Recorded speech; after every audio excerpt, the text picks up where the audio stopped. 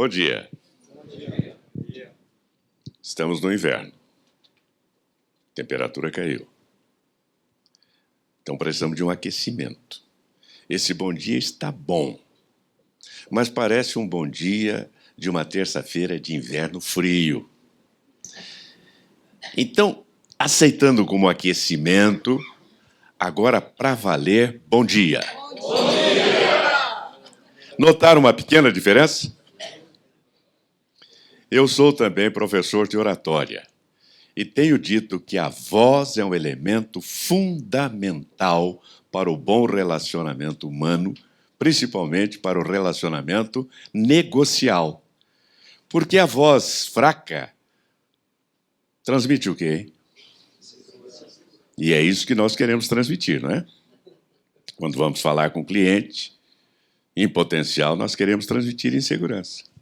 É como se alguém me procurasse como advogado e dissesse: doutor, tem aí uma questão que eu gostaria que o senhor cuidasse dela para mim. E eu dissesse: pode ficar tranquilo que eu vou cuidar dela, nós vamos ganhar, fácil, está no papo.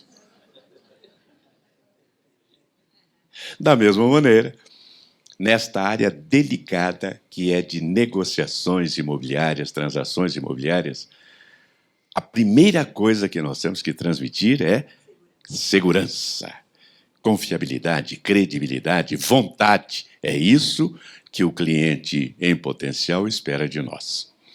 Bem, é um prazer muito grande voltar a esta casa, tenho estado aqui algumas vezes, e receber do meu amigo Viana esta apresentação tão gentil, tão agradável. Somos companheiros, somos amigos de longa data. Devem saber que o Viana é também jornalista. E ao tempo em que eu fui presidente da nossa Associação Paulista de Imprensa, de 2006 a 2009, ele compôs a nossa diretoria e, além de ser o nosso diretor de patrimônio, era a pessoa confiável. Numa presidência, nós temos sempre que ter algumas pessoas que nos apoiem incondicionalmente. E era o caso do meu amigo Viana. Então, até por uma questão de gratidão, de reconhecimento, todas as vezes que ele me convocou, eu compareci. Ou aqui, ou na Praia Grande, ou no interior, porque uma coisa é certa: seres humanos temos interdependência.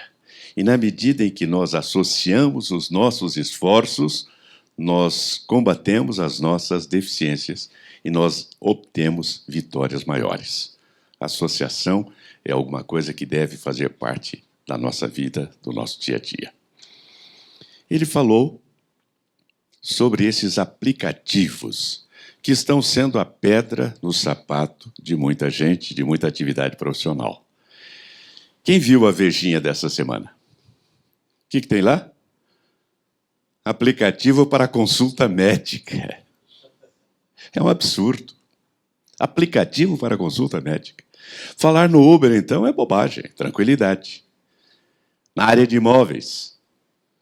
Mas uma coisa é certa: nada substitui o ser humano. Nada. Protágoras, um filósofo, dizia: o homem é a unidade de medida do universo. Tudo que aí está gira em função do ser humano. Então, ele é insubstituível. Em negócios, então, nem falar. Porque aquilo que realmente dá segurança é olho no olho. É você conversar com a pessoa. É você sentir quais são as características pessoais, psicológicas, profissionais da pessoa com quem você está falando. E isto o aplicativo não dá. E isso os meios eletrônicos não concedem. É realmente a presença. Por isso, mesmo quem faz venda à distância tem que estar presente, tomar um cafezinho, conversar, sentar. Aí sim a coisa prospera. Por isso, não há esse risco para nós, não. E aqueles que forem fazer negócios sem a presença pessoal do corretor de imóveis, vai se arrepender. Eu tenho visto um slogan imóveis é com corretor de imóveis. Lembra de um outro amigo, também amigo do Viana, já não está neste plano, Leôncio de Arruda, que foi presidente do Sindicato dos Corretores de Seguros. E ali também havia muito desse negócio de intermediação, principalmente das instituições bancárias. O gerente de bancos vendendo seguros, forçando seguros. Porque tinha a cota dele e, com isso, ele ampliaria a faixa de crédito, facilitaria descontos, etc., etc. E a briga, então, era seguros é com corretor de seguros. Imóveis com muito mais razão, porque aqui nós estamos trabalhando com um sonho. Pesquisas, mais de uma vez realizadas, demonstraram que o sonho número 1 de cada pessoa, o que é? Casa própria. Este é o sonho número 1.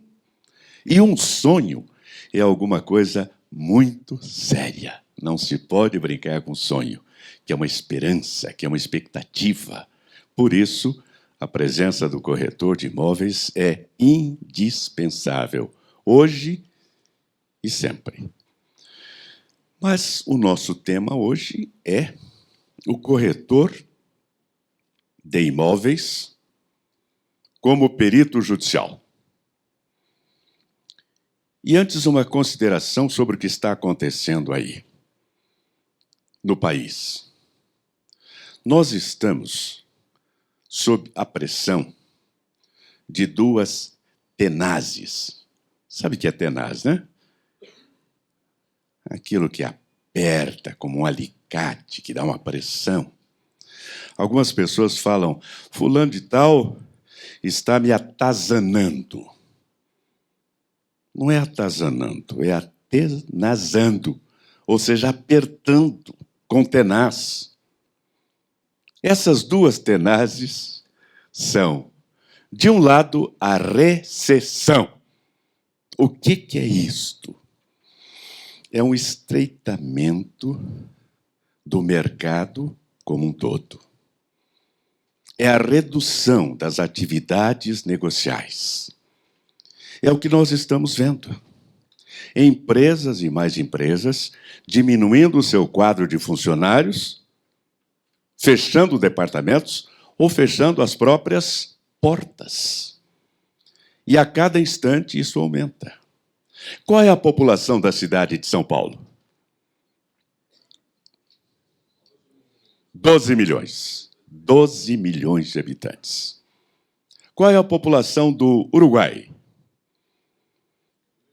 3 milhões aproximadamente. Então, quando falamos em 12 milhões, nós estamos falando em 4 uruguais. Qual é o número de desempregados no Brasil hoje? Arredondando 12 milhões. Ou seja, vejam que coisa absurda. É como se nós tivéssemos 4 uruguais de pessoas desempregadas. 4 vezes a população do Uruguai. Uma vez a cidade de São Paulo. Mais de uma vez Portugal, que tem aproximadamente 10 milhões de habitantes. Esta é a realidade do Brasil. Recessão.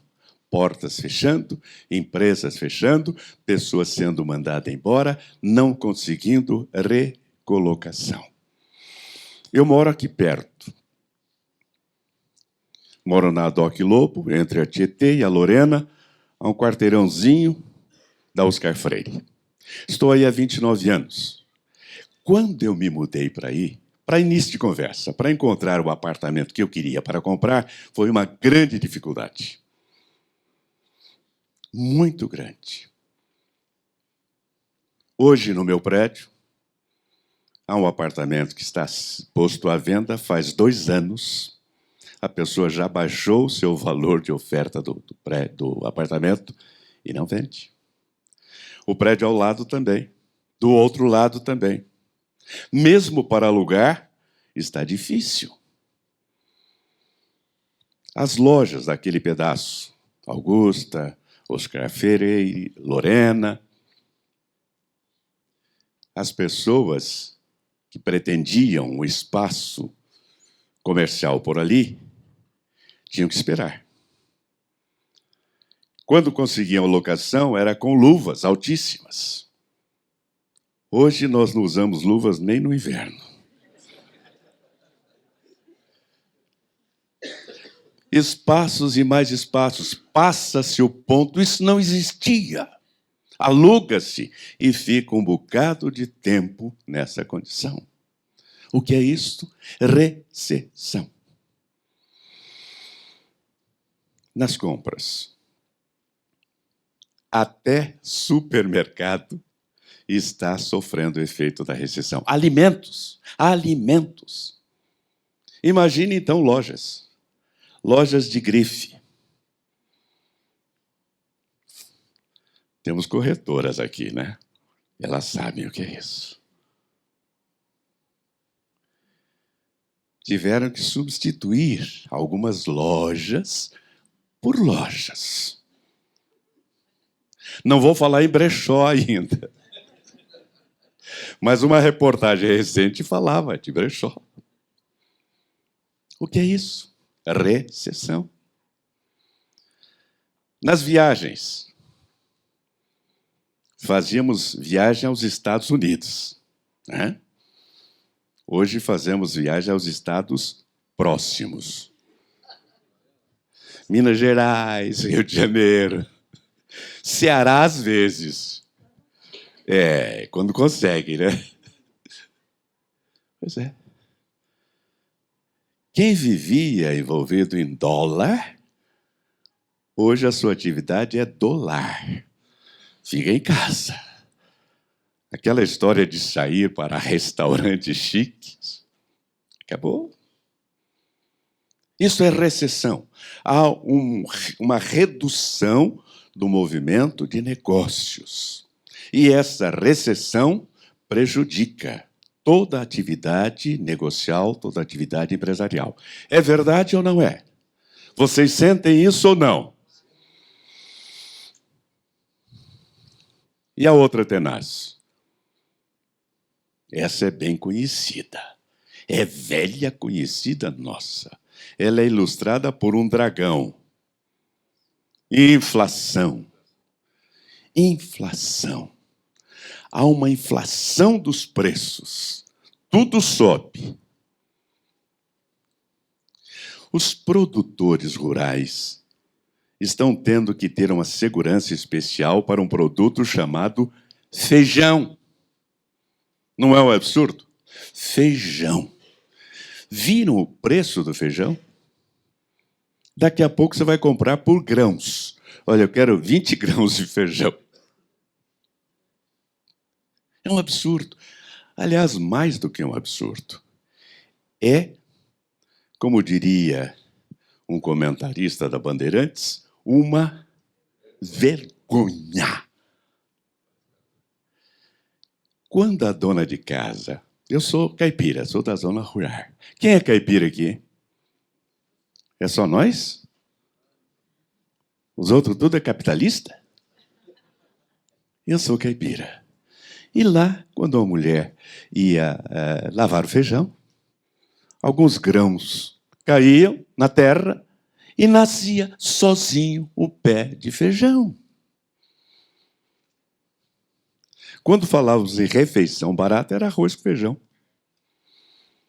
Hoje o feijão está com preço estratosférico. Como? A banana. Preço de banana. Fulano de tal vive a pão e banana. Vive bem, hein? É uma vergonha que está acontecendo, mas é isto. E os preços inflacionaram de tal forma que muitos produtos se tornaram inatingíveis para as pessoas. O que nós temos no bolso não dá para comprar aquilo que nós pretendemos. Aliás, o nosso verbo comprar veio do latim comparare. Estabelecer uma comparação entre o que eu tenho e o que eu pretendo. Nós não estamos. Essa comparação está desfavorecendo os negócios. Aí está. De um lado, recessão. De outro lado, inflação. Ambas prejudicando a nossa atividade. E quando nós temos um problema dessa natureza, um problema de orçamento, nós temos duas maneiras de vencê-lo. Primeiro, reduzindo a despesa, cortando a despesa. E aí eu pergunto, quem aqui ainda não reduziu a despesa? Levante a mão. Todos nós já reduzimos. Trocamos produtos de marca por produtos sem marca. Caminhamos no supermercado conferindo valores, preços, temos lá produtos similares, nós vamos vendo. Então já reduzimos a nossa despesa ao máximo. A outra forma é aumentar a receita. Aí é fácil. Quem é empregado pede aumento ao patrão e recebe um pé no traseiro. Pedir aumento é ofensa. Está se propondo uma forma de redução do salário, redução de carga horária, redução de salário, para dar um alívio às atividades empresariais, para evitar que empresas continuem fechando. Bom, mas nós não somos empregados, né? Nós somos profissionais liberais. Aí é mais fácil, né? É só aumentar os honorários. Não é? Resolvido o problema. Aumentar os honorários, aumentar a comissão. É isso? Pode ser, claro. Vamos ganhar um cliente a menos. Não dá. Resultado, sob recessão e inflação. Já tomamos as medidas de diminuir a despesa. Já vimos que dentro daquilo que nós fazemos, não dá para aumentar a receita. O que fazer?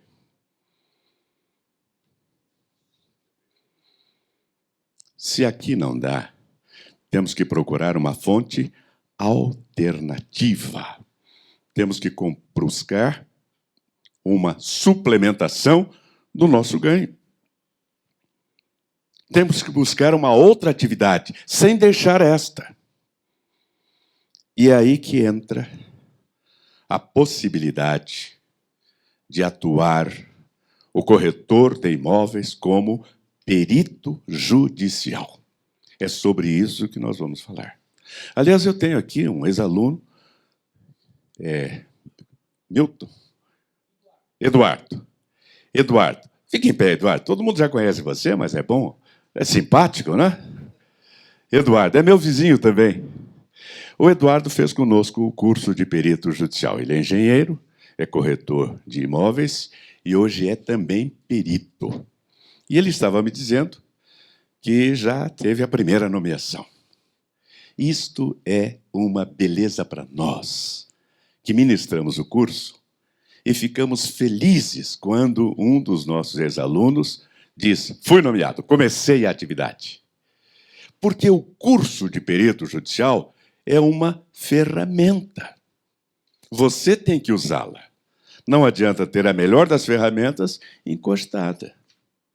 Nós damos a ferramenta para que você possa usá-la para prover mais recursos financeiros. Então é sobre isto que nós vamos falar. E ao longo da nossa fala, nós vamos falar também de algumas necessidades que o corretor de imóveis tem e que deve suprir. A primeira delas, comunicabilidade, falar bem, falar com fluência, falar com clareza, falar com recursos oratórios. Eu sei que aqui vocês estão tendo um curso de oratória. Sabem disso? Façam-no. Eu conheço os instrutores, são meus colegas, professores de oratória, que estão dando essa oportunidade. Porque muitas pessoas acham que falam bem porque falam muito. É a solução? Não. Então, além do curso de oratória, se vocês quiserem depois algumas dicas, este livro, Boas Dicas para Boas Falas, está à disposição de vocês no nosso site, JB Oliveira. Qual é a razão de ser desse livro? Muitos colegas, advogados, jornalistas, professores, de vez em quando me procuravam e diziam: JB, eu vou fazer uma palestra em tal lugar, você poderia me dar umas dicas? Eu reuni 14 dicas bem pontuais e as coloquei aqui.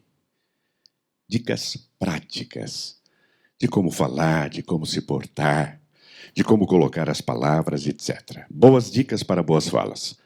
Eu vou deixar até um exemplar aqui para ser sorteado. Boa, né? Todo mundo torcendo. O outro é quanto ao respeito à nossa língua, uma das mais belas, ricas, flexíveis e extraordinárias do mundo. Mostrando a língua.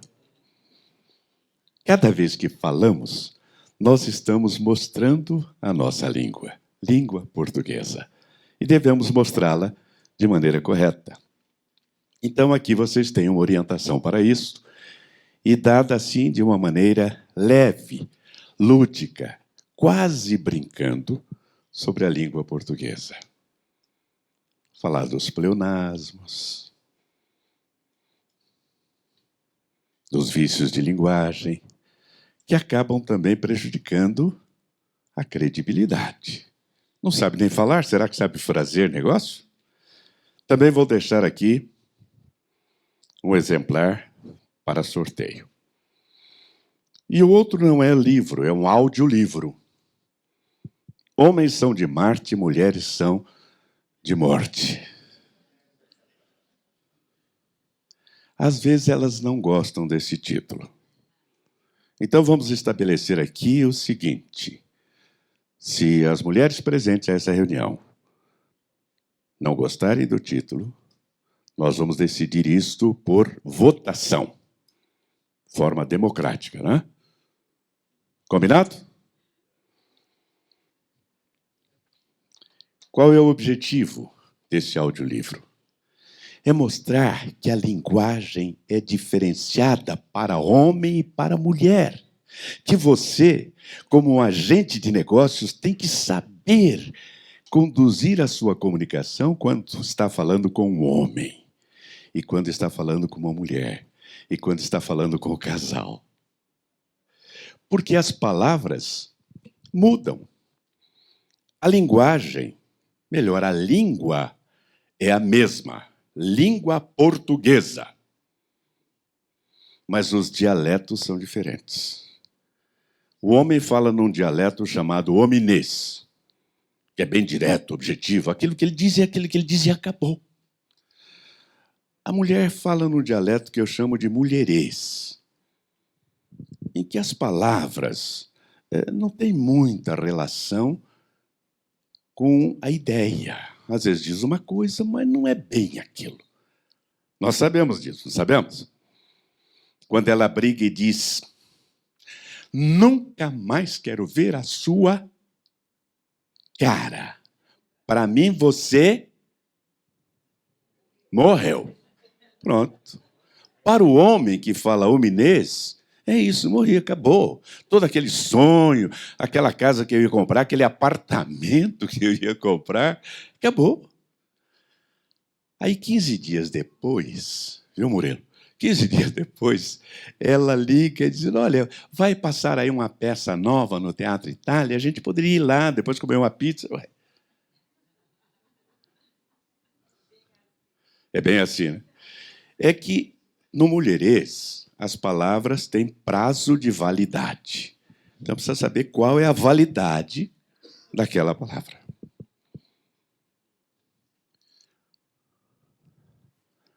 Quando o homem diz assim: faça como você quiser, Ele está dizendo, eu aceito a sua opção. Do jeito que você fizer, para mim está bom, não é isso? Simples assim. Mas não se enganem, homens. Quando ela fala, faça como você quiser, ela está querendo dizer, faça, e depois você vai ver o que acontece, seu infeliz. Muda. Muda. Devem saber também que a mulher é extremamente volúvel. Elas não estão gostando, então vou ter que provar. Minha mulher e eu estamos casados há 45 anos. Ela já disse que, por pior que fosse o crime que tivesse cometido, já estaria livre há muito tempo. 45 anos. Estávamos chegando a Santos, minha mulher e eu, numa sexta-feira de novembro, em que dia 15 seria terça-feira. Então ia ter sábado, domingo, segunda e terça. Eu já me imaginando de chinelão, de bermuda, 4 dias. Aí toca essa maquininha de doido que encontra você onde você estiver. E era o meu colega, duplamente colega, advogado e jornalista, Luciano Aires, que disse, JB, eu preciso que você faça uma palestra nesse fim de semana. Eu falei, Luciano, estou chegando a Santos, estou já na praia.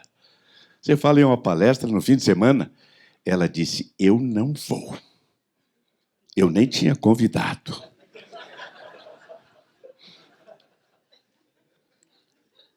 Aí ele me disse, é uma palestra no domingo, às 18 horas. Domingo, 18 horas, você vai arrebentar o meu fim de semana prolongado. Ela repetiu, eu não vou. Aí ele disse, é em Porto de Galinhas. Eu falei, Porto de Galinhas? Ela disse, eu vou. Olha como muda. É a palavra certa. Então, em vendas, nós temos que saber a palavra certa, porque muda tudo. E essa palavra certa não é racional, não é emocional. Por isso, aqui nós falamos da comunicação para o homem, comunicação para a mulher. Se é com o homem, fale diretamente, objetivamente, vá ao ponto em questão, mostre vantagens pecuniárias, financeiras, negociais. Para a mulher, não. Ela tem uma emoção. Então você tem que falar de como aquilo vai ser bom para a família. Se ela tiver filhos, para seus filhos. Imagine, vão ter aqui um playground, vão ter um lugar para brincar, uma tranquilidade.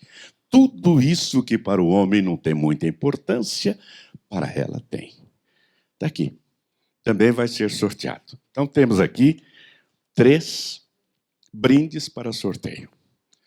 Claro que só 3 pessoas vão ganhar. As que não vão ganhar, consolem-se com o princípio que diz que quem tem sorte no jogo,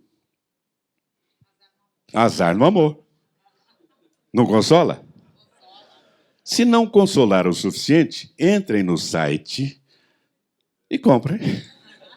JB Oliveira. Fizemos aquela introdução, que foram as breves considerações sobre o momento atual. Aqui nós temos que fazer uma distinção importante, porque algumas pessoas ainda não perceberam a diferença entre perito criminal e perito judicial.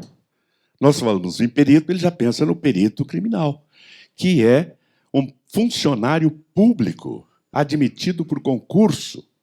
Portanto, ele pertence a uma categoria profissional, amparada pela Lei 12.030, de 2009. Ele presta serviço, em princípio, junto aos órgãos da segurança pública. Só é admitido por concurso público e fica vinculado ao serviço público. O perito judicial, não. Ele é qualquer profissional liberal que se dispõe a assessorar o Poder Judiciário, a Justiça, em questões de sua área de conhecimento técnico ou científico, sem vínculo funcional ou obrigacional. A remuneração de seu serviço é por meio de honorários. Ele tem essa vantagem. Fez o seu serviço, apresentou o seu laudo, recebe os honorários. Pelo novo Código de Processo Civil, ele recebe 50% na contratação e o restante na entrega do laudo. E acabou. É diferente de nós outros advogados, que temos que esperar até quando para receber os honorários, quando recebemos. E ficamos vinculados ao processo, o perito não. Aí ele vai prestar assessoria ao juiz. E qual é a obrigação do juiz? Ele tem essa tranquilidade. É um homem tranquilo. Já foram ao gabinete? Viram a pilha de processos? Viram as audiências que ele tem que atender? Juiz, desembargador, todos eles têm uma carga de processos muito grande.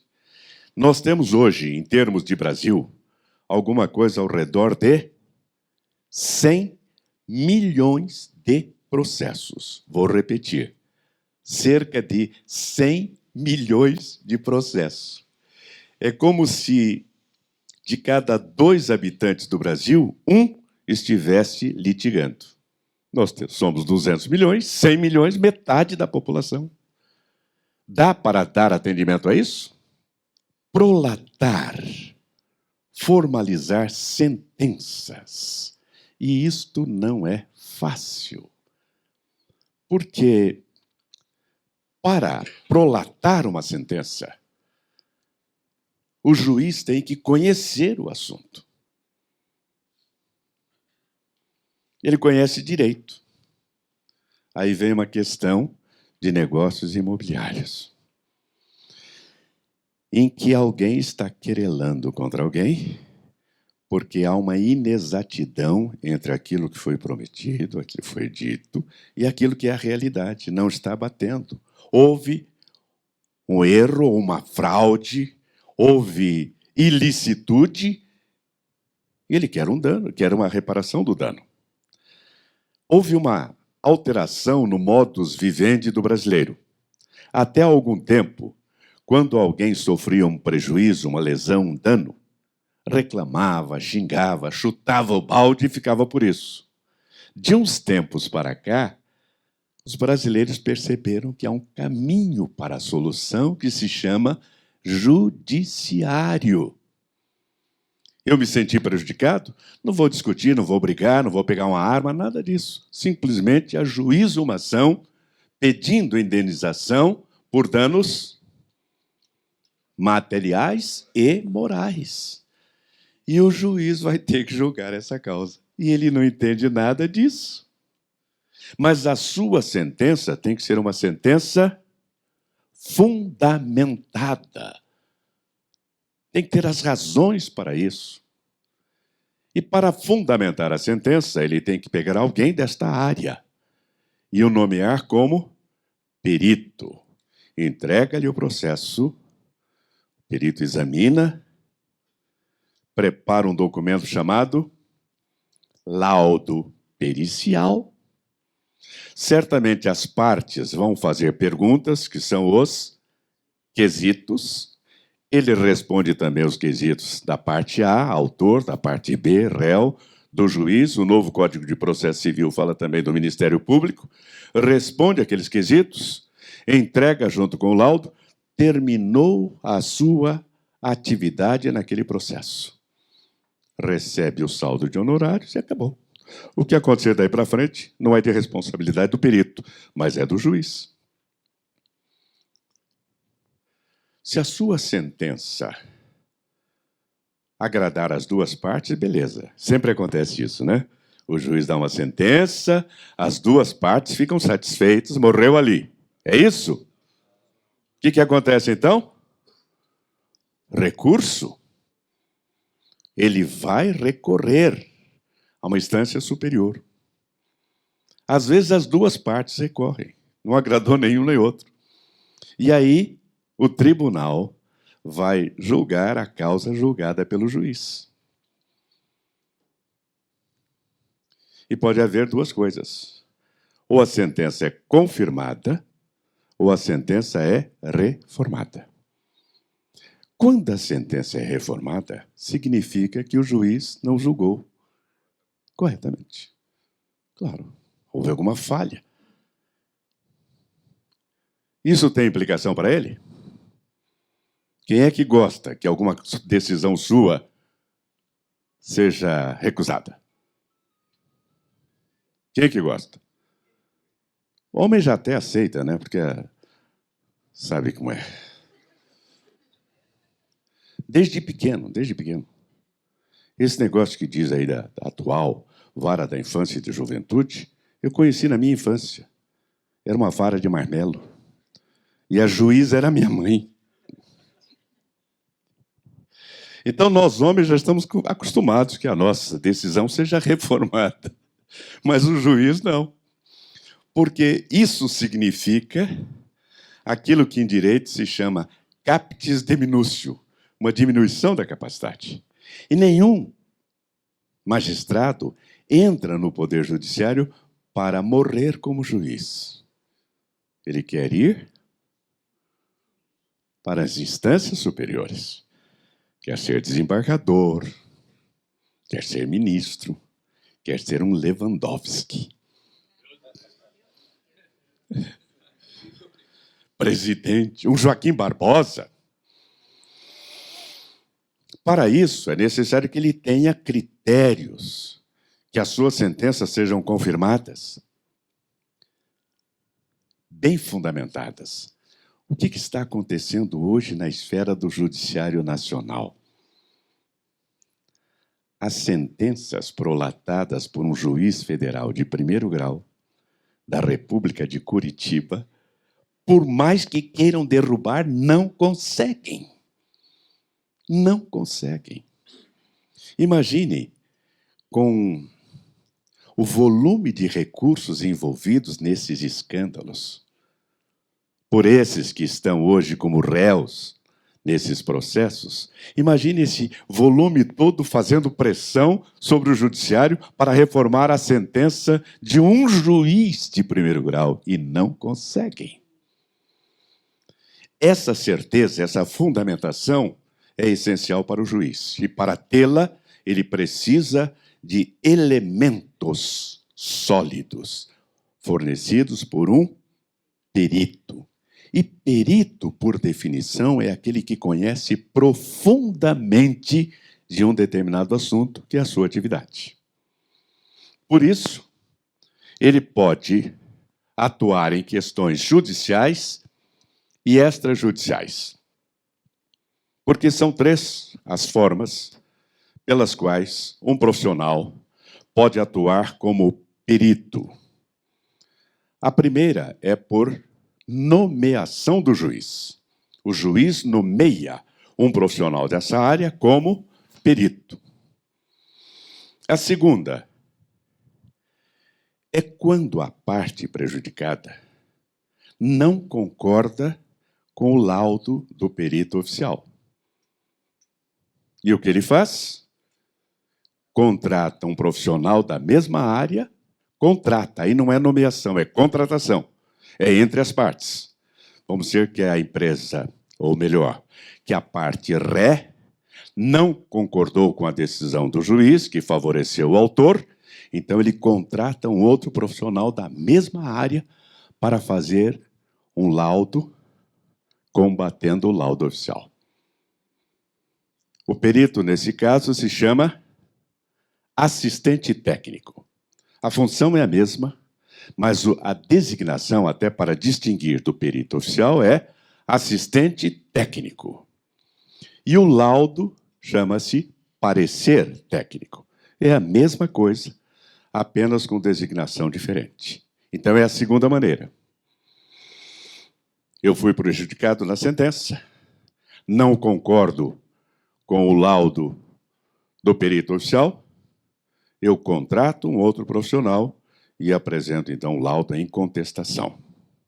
E a terceira é quando a pessoa que vai entrar com uma ação contrata antecipadamente um profissional, pede que ele elabore um laudo, ou um parecer técnico, e já junta na petição inicial. Ou seja, quando ele faz a entrada da ação, ele já junta um parecer técnico, um laudo. Então, ele contratou alguém para fazer isto. Quando ele faz isto, ele ganha tempo. E muitas vezes, este laudo é tão bem elaborado que o juiz o aceita como laudo pericial e não precisa nomear um perito. Ele tem ali os elementos de convicção para a prolação da sua sentença. São 3 formas, portanto.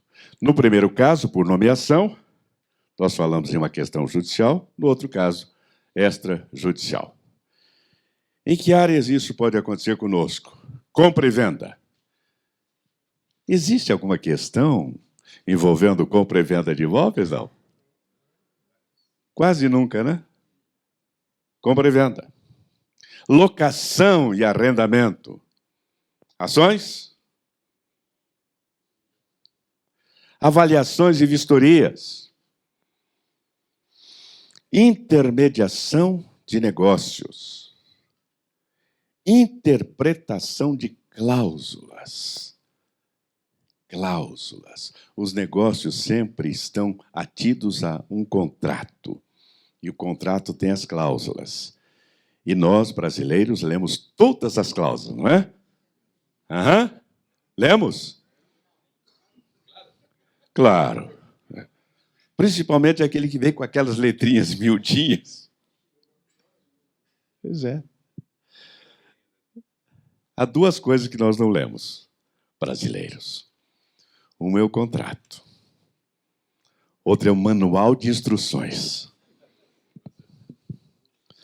Ah, brasileiro! Ele compra um equipamento de última geração, moderníssimo, leva para casa todo orgulhoso. A esposa lá está. Ele vai fazer uma surpresa para ela. Abre a caixa, a primeira coisa que aparece é o manual de instruções. Ele coloca de lado e vai montar. Às vezes ela está do lado e fala, bem, não é melhor olhar o manual? Eu sei. Monta e não funciona. Aí ele vai reclamar. Pois bem, manual de instruções nós não lemos, contrato nós não lemos. E aí está o perigo, as cláusulas, a interpretação das cláusulas, as cláusulas que nós não lemos, as cláusulas que nós não lemos com atenção. Pode ser também objeto de uma perícia, etc. Aí vai tudo. A atividade de perito judicial, já dissemos, é diferente da de perito criminal. Perito criminal é um profissional de carreira. A sua atividade profissional está categorizada por uma lei, 12.030. O perito judicial não é categoria profissional por enquanto. Por isso, não existe um conselho regional ou federal de peritos judiciais. Não existe uma ordem, como a OAB. Se eu não for inscrito na OAB, eu não posso advogar. E se o fizer, eu estou cometendo crime de exercício ilegal. Com vocês, não é a mesma coisa? Ou você tem o seu registro no Cresce, ou então exercício ilegal da atividade que é crime. E as inspeções estão por aí para coibir isto. No caso do perito judicial, não é uma categoria profissional, não há uma vinculação obrigatória a uma ordem ou a um conselho, por enquanto, certamente vai se transformar ainda. Mas tem a sua atividade estabelecida em lei, mas no Código de Processo Civil. O Código de 1973 previa essa atividade no artigo 145. Com esses dizeres: quando a prova do fato depender de conhecimento técnico ou científico, o juiz será assistido por perito. Vocês sabem, entrou em vigor em março o novo Código de Processo Civil. No novo código, que é de 2015, mudou tudo. Querem ver como mudou tudo? Aquelas mudanças que só mudam de posição. Artigo 156. O juiz será assistido por perito quando a prova do fato depender de conhecimento técnico ou científico. Mais uma vez, nós trocamos 6 por meia dúzia. De qualquer forma, é o Código de Processo Civil que justifica, que fundamenta a ação do perito judicial.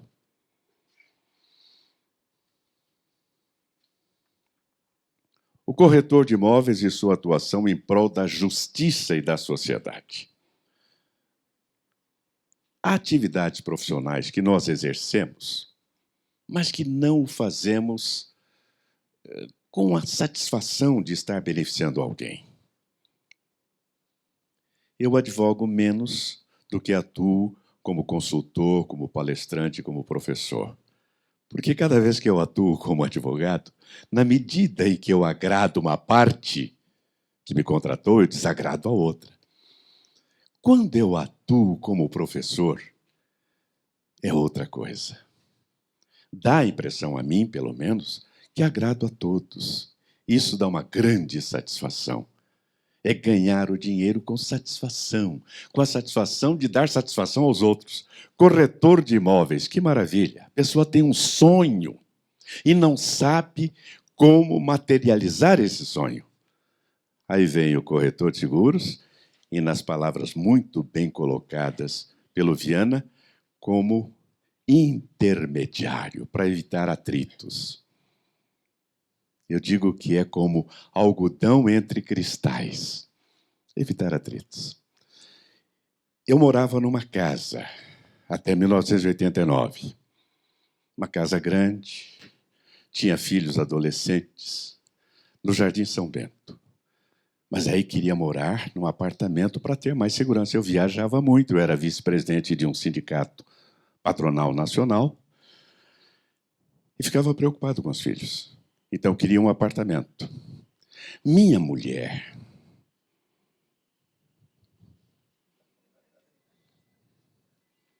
ela não está aqui, portanto... mas tem testemunhas. Minha querida mulher, com quem convivo há 45 anos. E eu contava para você, né? Às vezes ela arrogantemente me diz: você não vive sem mim. Vocês já ouviram isso, não ouviram? Você não vive sem mim. Eu sou obrigado a responder: é claro, você não deixa. Mas minha querida mulher, paulistana, nasceu aqui, morava sempre em casa, com muito espaço, não queria um apertamento, queria um apartamento. Eu tenho um casal de filhos. A menina, hoje uma senhora, tudo em ordem, bonitinho, tudo colocadinho no lugar. O creme dental, o tubo de creme dental, ela apertava da ponta para a frente, dobradinho direitinho. A toalha penduradinha. Mas onde morávamos, o quarto dela desse lado, o quarto dele desse lado, e no meio o banheiro dos dois. Imaginem as brigas. Meu filho é excelente, um companheirão, um amigo, um irmão para mim, mas é homem. Ele deixava o banheiro um caos. A pasta espirrava para o lado, ficava com a tampa do lado, toalha no chão. Então eu precisava de ter para cada um deles uma suíte, um apartamento. Imagine a dificuldade naquela ocasião para encontrar isto. Levei muito tempo para convencer minha mulher a aceitar a mudança de uma casa para um apartamento. E fui procurar ali por Higienópolis. Meus filhos me disseram: ô pai, ô coroa, espera aí, nós vamos sair de um lugar sossegado, parado, para outro lugar parado? Falei, mas o que vocês querem então? Nós queremos o Buchicho. E onde é o Buchicho? A Buchicho é Moema, Buchicho é Jardins. Aí eu fui procurar no Buchicho. Mas um Buchicho que ficasse mais perto. Imagine, naquela ocasião, a dificuldade para encontrar um apartamento com essas condições. Vocês acham que eu fui procurar? Eu não sou louco. Procurei um corretor e disse, olha, eu preciso de um apartamento com essas condições. Tem espaços grandes, que sejam 3 suítes para evitar briga, e que seja no Buchicho. Demorou algum tempo, mas ele encontrou o apartamento. Eu já tinha andado com a minha mulher, indicações dele, em um ou outro, aí por uns 10 ou 12, até que ela disse, eu não vou mais. Para ver essas porcarias, eu não vou mais. Vai o senhor, e aí ela me chama de senhor. É impressionante. Ela me chama normalmente de Jota. Quando eu chego, ô Jota, tudo bem? Eu falo, tá ótimo. Quando eu chego, ela fala, João Batista. Opa! Não tá legal. E quando eu chego, ela diz, doutor João Batista. Pronto, estourou a Terceira Guerra Mundial e eu não sabia. Não é assim mesmo? Nós sabemos até como foram os nossos filhos durante o dia pelo pronome possessivo que ela usa. Se chegamos em casa, ela diz, hoje, o meu filho. Beleza. Medalha de honra ao mérito, diploma. Quando ela diz, meu bem, o nosso filho. Agora, quando eu chego e ela diz, o seu filho. Aí é coisa séria. Ela já tirou a responsabilidade. O filho é meu. Pois bem, depois de muito trabalho e eu ir a muitos lugares, um dia eu disse a ela, vamos lá. Ela olhou pelo prédio, não gostou muito. Entrou, abriu, olhou, falou, opa, esse. Eu pergunto, eu teria condições de chegar a isso sem a intermediação de um corretor de imóveis? Teria? Não. Não havia como. Esta é a atividade importantíssima do corretor de imóveis.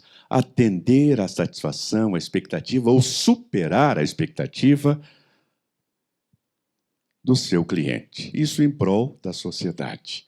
E como age, quando age como perito, ele está também ajudando a justiça. Em relação à justiça, como disse, temos mais de 100 milhões de processos, muitos dos quais parados, e parados por falta de laudo pericial. O professor Gleib, que ministra o curso junto comigo, também é advogado, perito. Ele começou na perícia de uma forma incidental, porque ele foi reclamar de um processo que não andava, e o juiz disse, doutor, eu não posso dar andamento do processo sem um laudo pericial. Então vamos providenciar o laudo pericial, mas nós não temos perito. Aí ele foi saber que há uma deficiência, que há uma falta de peritos.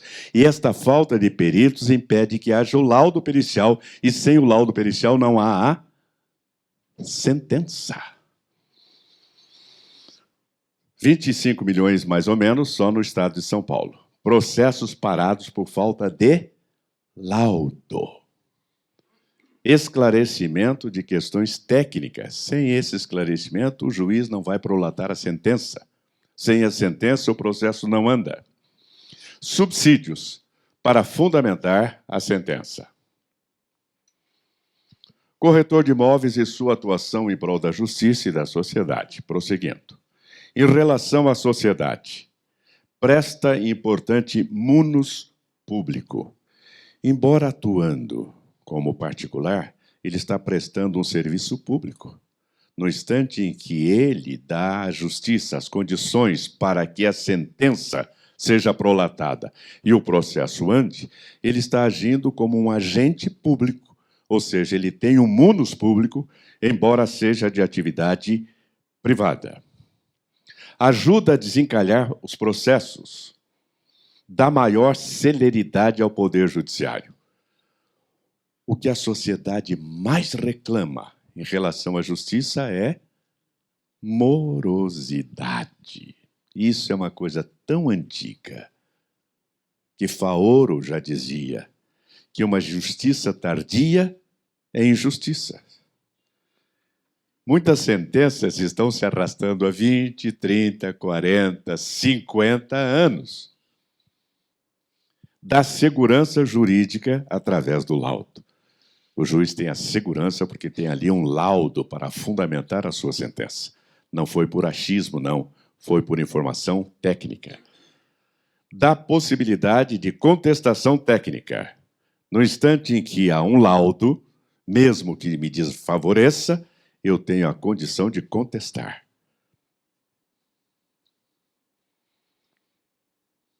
Importante.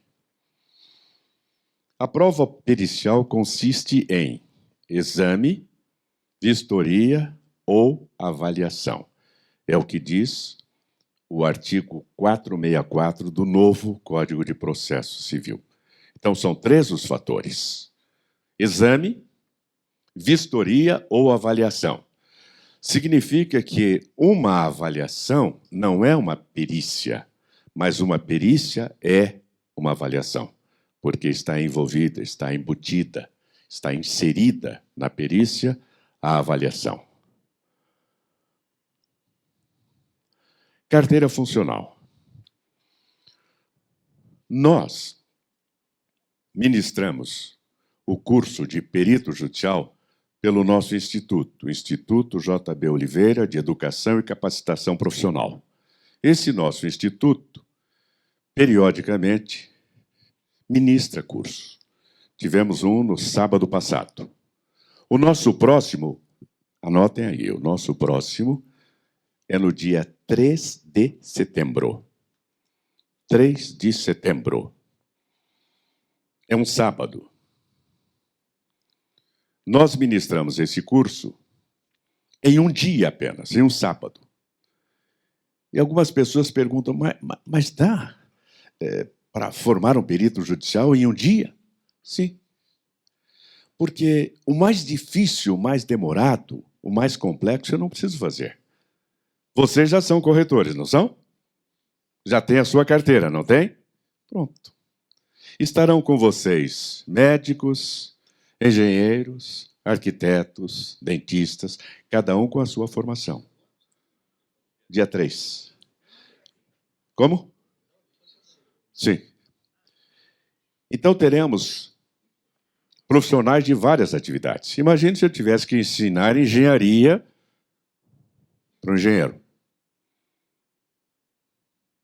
Ensinar corretagem para os senhores. Não, vocês já sabem. Eu só vou ensinar como, tendo esses conhecimentos, vocês os usam para se tornarem peritos judiciais. Isto é, o que é um perito judicial? Em que ele se fundamenta dentro da lei? O que é a perícia judicial? Como ela deve ser desenvolvida? Como se faz um laudo pericial? Quais os elementos que entram nesse laudo? De que maneira nós apresentamos? Como se responde a uma parte importante da perícia, que são os quesitos? De que maneira, objetivamente, você responde aos quesitos? Como você faz para não se perder com perguntas capciosas? Porque, muitas vezes, o quesito formulado pelo advogado é para criar uma situação que o favoreça. Então, é a pergunta capciosa. Você pode responder não pertinente. Bom, eu não vou dar arma para o adversário do meu cliente. Como peticionar em juízo? Pode acontecer de você entender que o prazo dado pelo juiz é curto demais para você preparar o laudo. Mas você não pode atrasar. Se você não pode atrasar e o prazo é pequeno, você tem que peticionar fundamentando. Como peticionar para o caso de você entender que os honorários são insuficientes? Antes, o juiz determinava os honorários. Hoje há uma composição, ele chama o perito. Então você participa da valoração. Mas, de repente, você, ao longo do trabalho, percebe que a carga é maior do que você havia imaginado, que há diligências para serem feitas fora, que há necessidade de elementos que não estavam previstos serem agregados, que isso vai representar custo, que vai haver um aumento de horas de trabalho. Como é que você fundamenta para ter aumento dos seus honorários? E outras questões mais. Vocês recebem um certificado e, além do certificado, uma carteira funcional. Eu conheço esse camarada. É que eu vejo todo dia, quando eu vou fazer a barba, ele está lá. Essa é a carteira. O objetivo dessa carteira é facilitar a sua atuação. Por exemplo, no fórum, as pessoas são admitidas a partir do meio-dia. Entretanto, no período da manhã, a partir das 9, o advogado pode entrar exibindo a sua carteira. E o perito também. Ele pode, olha, eu sou perito, tem um processo aí para examinar. Pronto, tranquilamente. Quando ele vai se apresentar ao juiz, doutor, eu sou perito judicial na área de assuntos imobiliários. Está aqui a minha carteira, está aqui meu certificado. Estou deixando com Vossa Excelência um dossiê informando as minhas atividades. Quando Vossa Excelência precisar, pode me chamar. Eu comentava que até aí há uma diferença entre o advogado e o perito. O advogado nem sempre é bem recebido pelo juiz. Quase nunca. Você sabe disso. Porque o advogado vai levar problema para o juiz. Vai encher a cabeça do juiz. Vai azucrinar a paciência do juiz. O perito não. Ele é bem recebido. Ele vai oferecer colaboração ao juiz. Excelência, vim aqui apenas para visitar Vossa Excelência e dizer que sou perito judicial nesta área. E deixar aqui um dossiê para Vossa Excelência me chamar quando precisar. É outra coisa, totalmente diferente. Bom, eram estas as considerações que queria fazer junto a vocês. Nós temos ainda alguns minutos. Se quiserem formular pergunta, por gentileza. Vai usar o microfone? Um minutinho.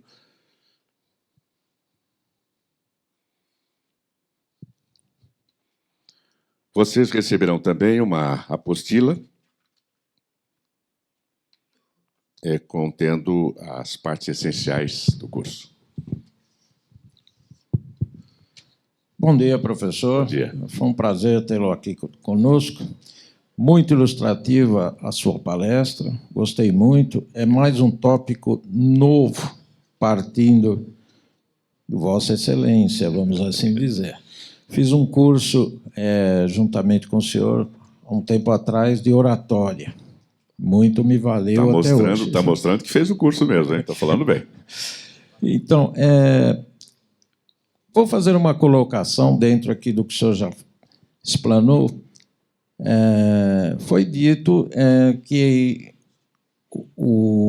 a função do perito ela não está considerada ainda hoje vinculada a um órgão de classe, a um conselho, a uma ordem, vamos assim dizer.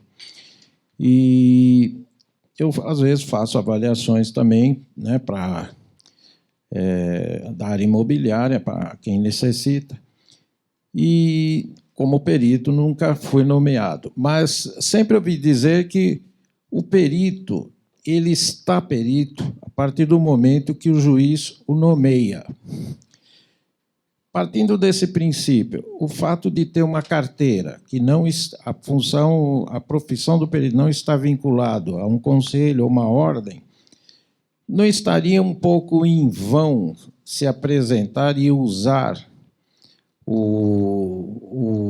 a apresentação da carteira como um perito que, entre aspas, eu entendo ser um perito oficial e não está nomeado em nenhum processo? Não ficaria meio em vão essa afirmativa, essa apresentação? Muito obrigado. Como é o seu nome? Jairo. Jairo. Jairo, como disse agora há pouco, a função da carteira é facilitar a sua apresentação, facilitar a sua função. Quando o juiz nomeia, ele nomeia você perito para aquele caso.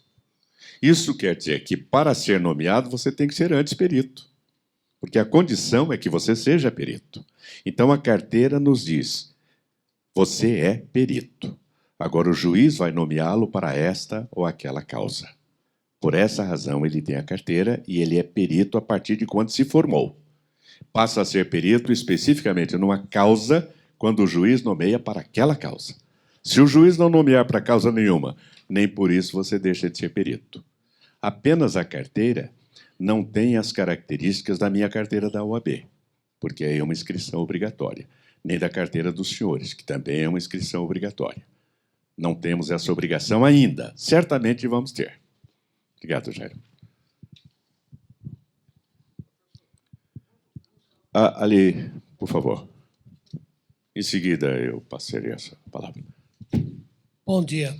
É um prazer conhecer o senhor. É a primeira vez que eu tenho conhecimento. Eu queria ter uma dúvida. Você pode exercer, com o credenciamento do corretor, perícia em outra atividade que não seja de corretagem? Como é o seu nome? Francisco. Francisco. O nome de Papa, hein? Santidade. A questão é a seguinte. A condição essencial para que alguém funcione como perito é que domine aquele assunto. Por isso ele é perito. E a condição complementar é que ele esteja vinculado a um órgão de classe daquela atividade. Porque não basta ele dizer, eu sou corretor de imóveis. Bom, se você é corretor de imóveis, onde está a sua credencial? Aí ele apresenta a sua credencial. Muito bem, então você é corretor de imóveis. O Código de Processo Civil diz que o juiz vai nomear a pessoa que tem a formação naquela área. Diz até que essa formação, em princípio, deveria ser de nível universitário. Entretanto, nos locais em que isso não aconteça, ou nas atividades em que não haja necessidade da formação universitária, fica a critério do juiz esta nomeação. Ele precisa sentir que você conhece, que você domina o assunto e que a sua informação é relevante para ele. O fato de você pertencer a um órgão de classe apenas robustece essa informação. É essa a razão. O corretor de imóveis poderia ser perito judicial, mesmo sem fazer o curso? Pode, desde que ele se apresente ao juiz. Mas vai ser muito mais fácil se ele se apresentar lá com a sua carteira de perito judicial. Porque aí, além dos conhecimentos de corretor de imóveis, você tem também os conhecimentos técnicos para atuar como perito. Você vai fazer um laudo de acordo com a orientação. Você vai fazer a resposta aos quesitos dentro dessa orientação. E não aleatoriamente. Quem ia perguntar aqui? Só um instantinho, vou levar o microfone. Depois temos também perguntas aqui pela TV Cresce, viu, professor? Olha o aplicativo aí. Professor, bom dia. Eu gostaria de saber o valor desse curso que o senhor acabou de citar, Instituto JB Oliveira. Muito bom. Qual custo? Como é o seu nome? Wilson. Gostei da pergunta, Wilson. O valor desse curso é inestimável. Ou, como diz uma propaganda de um cartão de crédito, não tem preço. Esse é o valor. Agora, o custo normal desse curso, R$ 790, 790. Entretanto, os conveniados pagam uma taxa menor, R$ 650. E nós temos convênio com o Cresce. Então, qualquer participante que venha pelo Cresce entra na condição de conveniado e paga R$ 140 a menos. E essa inscrição é feita através do site do Instituto e nós temos convênio também com o PagSeguro. Significa que você pode pagar por boleto, por cartão de crédito, da maneira que você quiser. Essa é a parte de que cuida o PagSeguro. Doutor, só um instantinho, por favor, vou fazer uma pergunta aqui do nosso colega. Está vendo pela TV Cresce, tem muitos colegas nos assistindo agora. E o Celso Barros Júnior é de Guarujá, e ele pergunta assim: professor, o senhor teria como nos dizer o quanto dos 100 milhões de processos, quanto em porcentagem refere-se à avaliação de imóveis ou dados dos últimos anos desta área? Não, esses dados não temos. Infelizmente, não temos. Nós só sabemos que a cada vez aumenta mais o número de ações nesse campo. Porque, como eu dizia antes, muitas vezes havia uma insatisfação, havia até um ludíbrio, havia até um vício, mas a pessoa reclamava, se queixava e ficava nisso. De tempos para cá, não. Toda vez que a pessoa se sente prejudicada, seja numa transação imobiliária, seja no arrendamento, no aluguel, na compra do imóvel, na venda do imóvel, ele sentiu que houve um prejuízo, ele não discute. Ele entra com uma ação pedindo indenização por perdas e danos materiais e morais. Às vezes, os morais são bem mais elevados que os materiais. Temos aqui, eu vou passar a palavra ao colega, mas antes, o delegado regional de Presidente Prudente também está nos assistindo. Muito obrigado, delegado, senhor Alberico Pasqualini. Ele ele estima que aos senhores, parabéns, professor JB, excelente palestra, agrega-se conhecimento à prática do nosso dia a dia. Então, obrigada, delegado, por estar nos assistindo também ao vivo pela TV Cresce em Presidente Prudente. Eu preciso agregar alguma coisa. Ô, Pasqualini, eu sou prudentino, viu? Nasci aí, na gloriosa Presidente Prudente, capital da Alta Sorocabana, e vivi aí minha infância e minha adolescência. Brinquei muito nas lagoas aí da Redondeza, água espraiada e tudo mais. E hoje sou também cidadão paulistano, mas tenho no meu coração o meu berço, Presidente Prudente. Obrigado por suas palavras. Viram como os prudentinos são gentis? Professor, só complementando a pergunta do nosso colega ali, vou propor para que, em vez de se dizer o valor do curso, mas o valor do investimento. Mas gostaria de peticionar no seguinte sentido: para quem partir para o segundo curso pelo JB, o desconto não pode ser maior um pouco? É bom, hein? É bom. O Jairo sabe vender e sabe comprar. Aliás, só sabe vender quem sabe comprar. Jairo, com muito carinho, eu dou acolhida a esse pedido. Nós faremos, sim, alguma concessão especial a quem está fazendo um segundo curso. Quem já tenha feito oratória e vai fazer agora de perito judicial, ou outro curso em vendas, ou que seja, qualquer dos nossos cursos. Quem fez, receberá uma bonificação, sim. Obrigado. Professor, bom dia. Muito obrigado pela sua explanação, por nos ajudar, né? Ainda mais com mais uma ferramenta para o corretor. Eu queria fazer duas perguntas, no caso. Quem tem o KENAI ajuda? Sim, ajuda. Já tem algo sobre que acrescentar à formação de perito. Ajuda, sim. Essa carta. Para ser perito? Para vocês? Não. Não, para nós não. Basta que tenha a inscrição no Cresce, porque o que o juiz vai pedir é a sua inscrição no órgão de classe. E o órgão de classe está consignado ali no Cresce. Claro que se tiver o CNAE, melhora muito a sua possibilidade. E a outra pergunta é se tem validade essa carteira no caso de perito. Sim, ela tem validade de 1 ano. Depois de 1 ano, ela pode ser revalidada. É simplesmente pedir a atualização da carteira. Nós mantemos esse controle, esse registro, então a cada ano ela é renovada. Deve. Porque na carteira, por exemplo, ampliando ainda a questão, se você é advogado militante e é também corretor de imóveis ou é administrador de empresas, e tem conhecimento e militância nessa área, você pode colocar na carteira mais de uma área de atuação. Significa que quando se habilitar em juízo, você vai se habilitar nesta e nesta área. Bom, professor, o senhor deixou os seus contatos, tem o seu site, Eu acho que, nesse primeiro momento, estamos aqui esclarecidos com a sua presença. Eu quero, em nome do Conselho, peço a vocês que, junto comigo aqui, uma salva de palmas, possamos entregar ao professor esse certificado.